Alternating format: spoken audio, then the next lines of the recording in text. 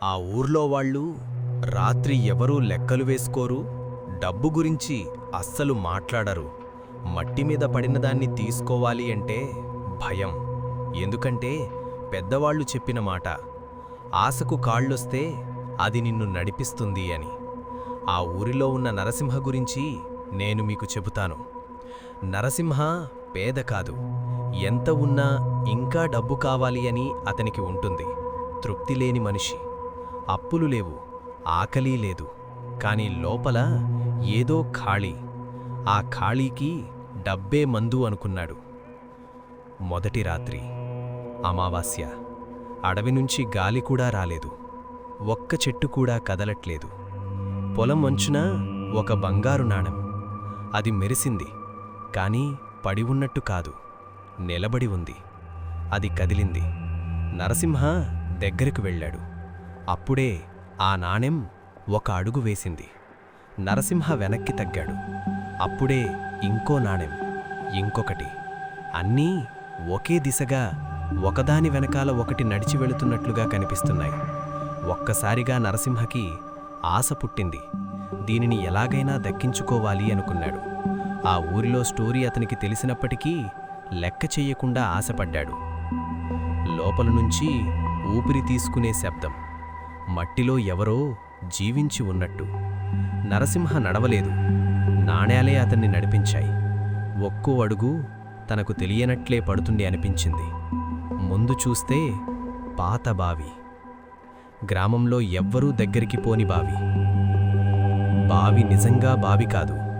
దగ్గరికి వెళితే అది నీళ్ల బావి కాదు, లోపల ఖాళీ. లోతు కనిపించదు. గాలి లోపలికి వెళ్ళి వెనక్కి రావటం లేదు. నాణాలు అంచున ఆగాయి. నరసింహ ఒక నాణ్యం తీసుకున్నాడు. అది చల్లగా లేదు, వెచ్చగా కూడా లేదు, ఏమీ లేని ఉష్ణోగ్రత. అప్పుడే తలలో ఒక ఆలోచన, ఇది ఇక్కడెందుకుంది? ఎవరైనా దీనిని ఇక్కడ ఉంచారా, లేదా పాత కథ నిజమేనా? తప్పు చేస్తున్నానా అని ఆలోచించాడు. కాని అతనిలో ఆశ మాత్రం అలాగనే ఉంది. ఏదో శబ్దం, ఎవ్వరూ కనిపించలేదు, కాని ఎవరో చూస్తున్నట్టు. బావి లోపల నుంచి వినాలి అనిపించి తీయని స్త్రీ స్వరం. మేము కూడా మొదట ఇలాగే తీసుకున్నామని వినిపించింది. దీనివలన నీవు ఊహించని సంపద వస్తుంది అని చెప్పింది. నరసింహ బావిలోకి చూశాడు. లోపల మట్టిలో కలిసిపోయిన ముఖాలు, కళ్ళు మూసుకున్నవి, నోర్లు తెరవబడి ఉన్నాయి. ఒక్కసారిగా లోపల నుంచి తన మీదకు వచ్చినట్లు అనిపించింది. ఉలిక్కిపడ్డాడు. శవాల మీద బంగారు నాణాలు నడుస్తున్నాయి.